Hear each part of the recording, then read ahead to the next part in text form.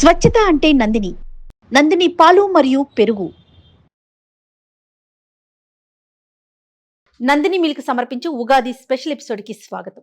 Suman TV ప్రేక్షకులందరికీ ఉగాది శుభాకాంక్షలు. రమగారు మీకు కూడా ఉగాది శుభాకాంక్షలు అండి. ఉగాది శుభాకాంక్షలు జయ. సుమన్ టీవీ ప్రేక్షకులందరూ ఆయురారోగ్య ఐశ్వర్యాలతో తొలతూగుతూ ఉండాలని కోరుకుంటూ ఉగాది శుభాకాంక్షలు.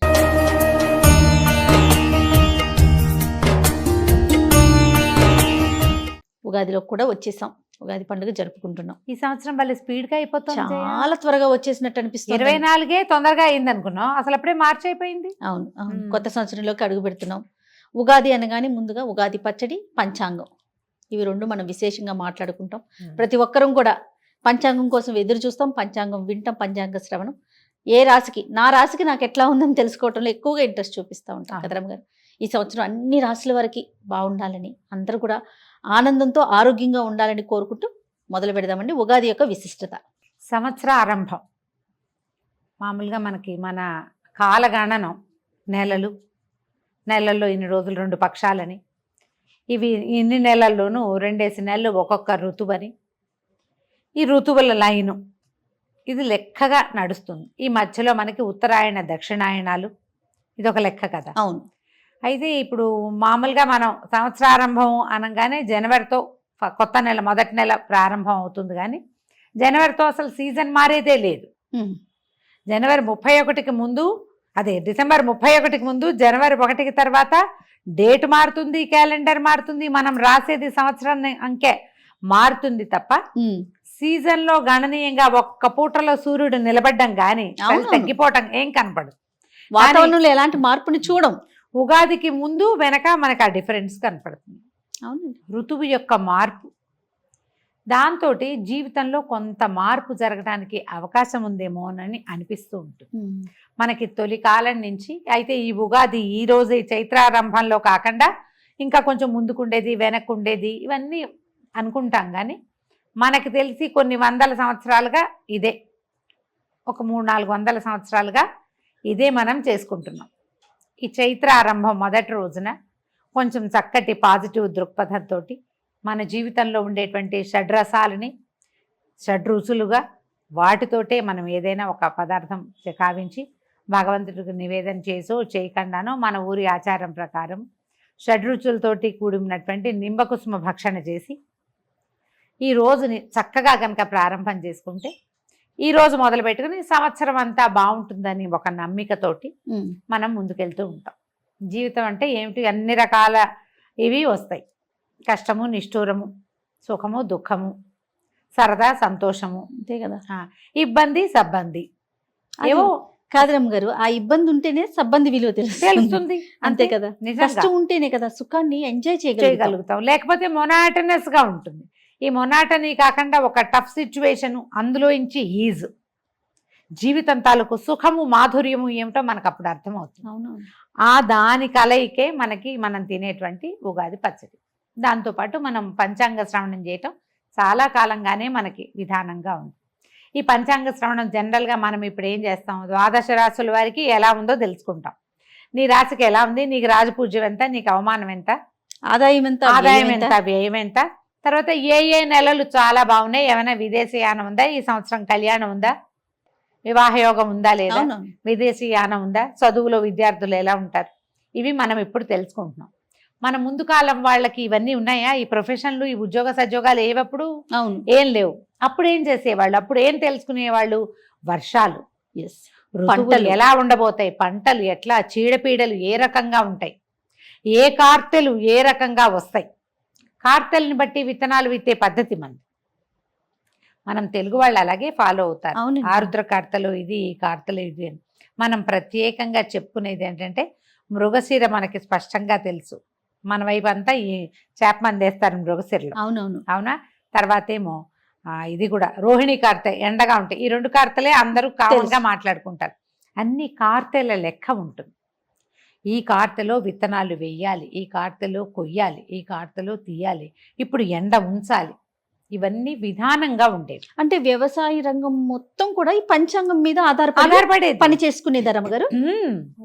వాన రాకడా పోకడా అవన్నీ కూడా పంచాంగం ద్వారానే తెలిసేది. ఈ సంవత్సరం పంటలు బాగుంటాయని, లేదా ఏదైనా ఈ ఇబ్బంది ఉంటుంది, ఇప్పుడు పొలి పెట్టటము, ఎప్పుడు పొలి పెట్టాలి, అవన్నీ కూడా పంచాంగం బట్టే మనకి ప్రజలు తెలుసుకునేవాళ్ళు. ఇప్పట్లాగా ఇప్పుడు అంతే మనకు యూట్యూబ్ వచ్చేసిన సోషల్ మీడియా వచ్చింది అవును. కాబట్టి మనం 15 రోజుల ముందు నుంచే మన ప్రసారాలు చేసేస్తాము, వినేస్తూ ఉంటాం. అప్పుడు పండగ రోజున వింటే దానికి ఒక ప్రత్యేకత కూడా ఉంది. ఏ రోజునైతే మనకి ఉగాది ప్రారంభం అవుతుందో అంటే ఈ ఉగాది ఉషస్సు వచ్చే చైత్రమాసపు శుద్ధపాడ్యమి రోజునే, పండగ రోజునే కనుక మనం ఈ పంచాంగ శ్రవణం చేస్తే అది వినడం వల్ల భక్తి శ్రద్ధలతోటి దాని యందు ఆస్థతోటి వినటం వల్ల మన కర్మలు కొంచెం క్షయమవుతాయని కూడా మనం నమ్మేవాళ్ళు. ఓహో. ఏదైనా దురదృష్టకర సంఘటనలు జరిగే అవకాశం ఉందనుకో, దాని ఇంపాక్ట్ తగ్గుతుంది. అందుకని పసిపిల్ల బాలాది ప్రతి వాళ్ళు ఉగాది పంచాంగ శ్రవణం చేసేవాళ్ళు. ఊళ్ళో చిన్న చిన్న ఊళ్ళల్లో అయితే ఓ గురువుగారు, మాస్టారు, ఓ తెలుగు మాస్టారు, లేకపోతే ఆ ఊరి పురోహితుడు, ఆ గుడి పూజారి గారు ఎవరైనా నలుగురిని చేర్చి ఒక రచ్చబండ దగ్గర, ఓ దేవాలయంలోనూ ఎక్కడో చోట ఉగాది పంచాంగ శ్రవణం చేసేవాళ్ళు. పురాతనమైన విధానం.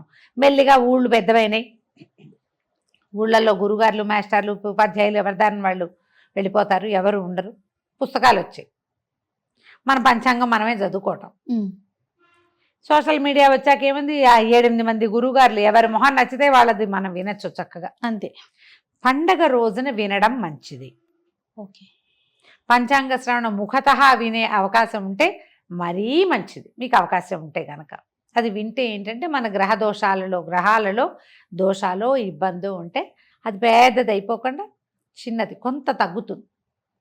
మనం ఆ రోజే తెలుసుకుంటాం ఇవి చెయ్యాలి, గురువు బలంగా ఉన్నాడు లేదా గురువు వీక్గా ఉన్నాడు, బుధుడు పలానా చోట ఉన్నాడు, శనిగ్రహం వల్ల ఈ సమస్య వస్తుంది తెలుస్తుందిగా. దానికి ఏదైనా ప్రతిక్రియ చేయాలని ఒక సంకల్పం కూడా కలుగుతుంది. జనరల్గా పండగ రోజున ఏదైనా సంకల్పం చేస్తే ఆ పని జరుగుతూ ఉంటుంది. అందుకని ఉగాది పండగ రోజున కొట్లాటలు గొడవలు పెట్టుకోకండి, పొట్లాడుకోవద్దు, ప్రతిదాన్ని చిలికి గాలివాన చేసుకోవద్దు.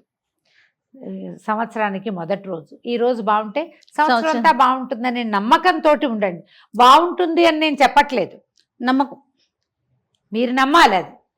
అందుకని ఇవాళ ప్రశాంతంగా ఉందాం, ఇవాళ చక్కగా మంచిగా వండుకుని తిందాం, నలుగురు స్నేహితుల్ని కలుద్దాం, నలుగురు చుట్టాలతో, పెద్దవాళ్ళతో, తాత, మా అమ్మ, మేనత్త వాళ్ళతోటి ఫోన్లలో అయినా 4 మంచి మాటలు మాట్లాడదాం, అమ్మా నాన్న కొంచెం సేవించుకుందాం, కాస్త ఏదైనా చదువుకుందాం, ఏదైనా కొత్తది నేర్చుకుందాం. ఏదైనా చదువుకోదలుచుకుంటే ఈ రోజున స్టార్ట్ చేసుకోవచ్చు. నేను కూడా యోగ వాసిష్టం మొదలు పెట్టాలనుకుంటున్నా, పుస్తకం తీసి పెట్టాం కానీ ఇంకా స్టార్ట్ చేయలే.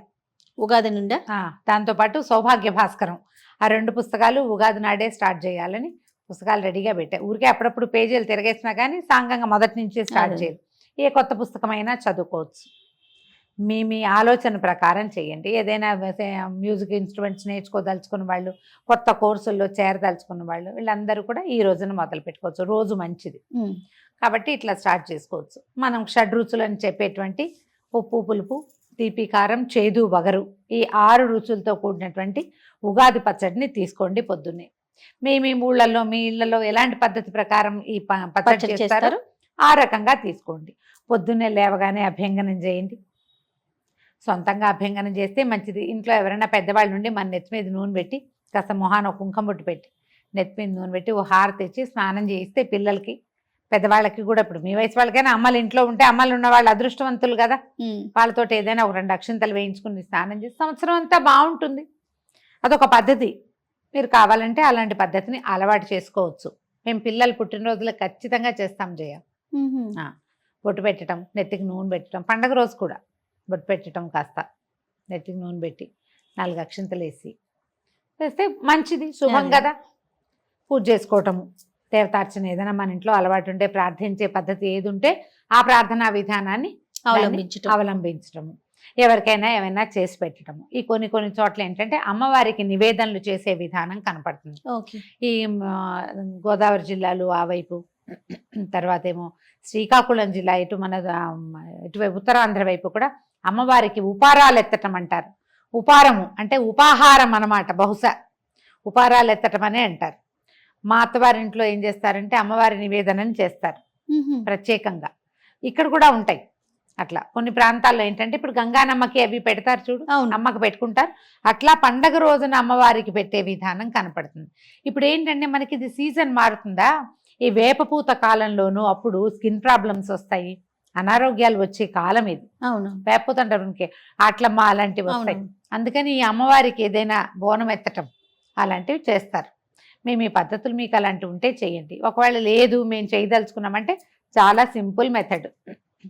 మామూలు మనం వంట చేసుకోవడం పప్పు కూర పులుసు 4 పదార్థాలు వండుకోవటం, తర్వాత పాయసము పులిహార గారెలు బూర్లు పొంగు బూర్లు, ఇవి 5 రకాలు.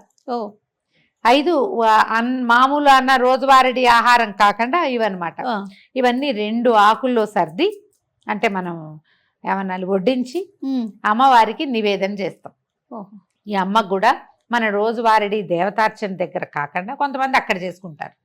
మా వాళ్ళు ఏం చేస్తారంటే ఒక గోడకి బొట్టు పెడతారు. ఒక ఉమ్, 3 అదే పసుపు గుండ్రంగా రాసి 3 కుంకుమ గీతలు గీస్తారు, 4 బొట్లు పెడతారు.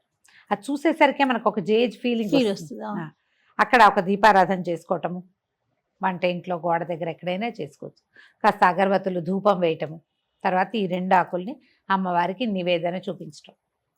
ఒక ఆకుని చాకలికి ఇస్తారు ఊళ్ళల్లో, అదొక అలవాటు ఉంటుంది. ఇళ్లలో బట్టలు ఉతికే అలవాటు ఉన్న వాళ్ళు ఉంటుంది. ఉంటారు కదా ఆ. కొన్ని ఊళ్ళల్లో, అవకాశం ఉంటే అట్లా ఇవ్వటం.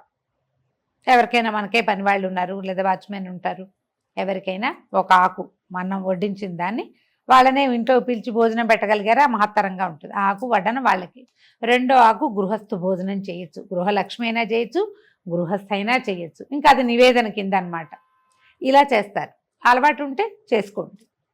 ఈ ఉపారాలు ఎత్తడం కూడా అమ్మవారికి విశేషంగా చేసి అన్ని గారెలు బూర్లు అవి చేసి 9 రకాలు కూడా పెడతారట.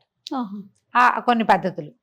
అది ఏం లేదు మనమే ఏదో చేసుకుంటాం, బొబ్బట్లు అవి ఇవి స్వీటు హాటు చేసుకుని 2-3 ఫ్రెండ్స్నో చుట్టాలనో పిలుచుకుని భోజనం చేయొచ్చు. మనమే ఉన్నాం, మనమే 4 షడ్రసోపేతమైన భోజనాలు చేసుకోవటం, హాయిగా నవకాయ పిండి వంటలు అవిను భోజనం చేయటం, సుష్టుగా చక్కగా తాంబూల సేవనం చేయటం. ఎవరైనా వీలైతే ఫ్రెండ్స్నో చుట్టాలనో బంధువులనో ఎవరో ఒకళ్ళ బంధు దర్శనం చేయండి, ఈ రోజున మంచిది అని చెప్తారు. దర్శనాలు లేవు మనకు, ఫోన్లు ఉన్నాయి కదా, వీడియో కాల్స్ చేసుకుని ఏ ఊరు వాళ్ళనైనా చూసేసేసి అమెరికా అంతే. వాళ్ళని కూడా హాయిగా ఎవరితోటైనా మంచి మాటలు ఆడుకోండి. ఏదైనా కొత్త నిర్ణయం మంచి నిర్ణయం తీసుకోండి. సరి అయిన ఆలోచన విధానాన్ని అవలంబిస్తూ ఈ ఉగాది పండుగని చక్కగా ముందుకు తీసుకెళ్దాం. మరొకసారి ఉగాది శుభాకాంక్షలు రమ్మగారు. మీకు కూడా జయ మరొకసారి ఉగాది శుభాకాంక్షలు.